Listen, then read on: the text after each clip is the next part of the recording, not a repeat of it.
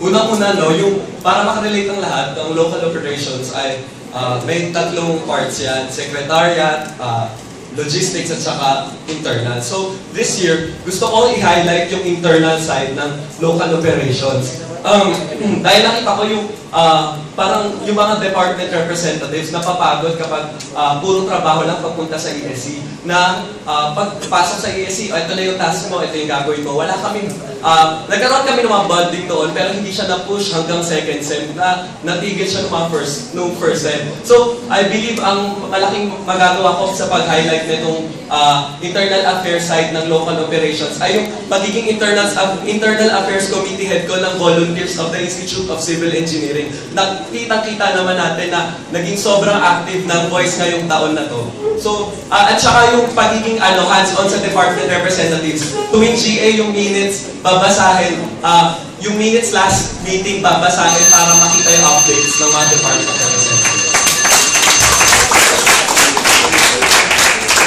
Hi, so as your local operations counselor, I feel naman na lahat naman kami dito, okay, your relationship ko with all of them. I've been in a lot of steering committees. I mean, I've been a part of a lot of steering committees. So alam ko mostly kung paano makirelate sa kanilang lahat. And I've been to a lot of different organizations like YFC and KC. So alam ko talaga kung paano makirelate sa iba't ibang klase ng tao. So ayun.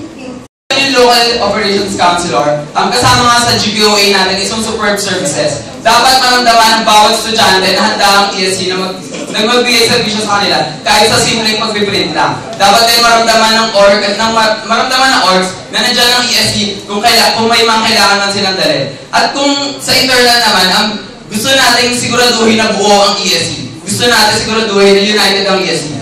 Magbibigay tayo ng banding sa kanila, siguraduhin natin to para na hindi mawala yung mga ESC, para nandun lang yung passion nila to serve, para maramdaman lang natin at hindi mawala yung mga members nito.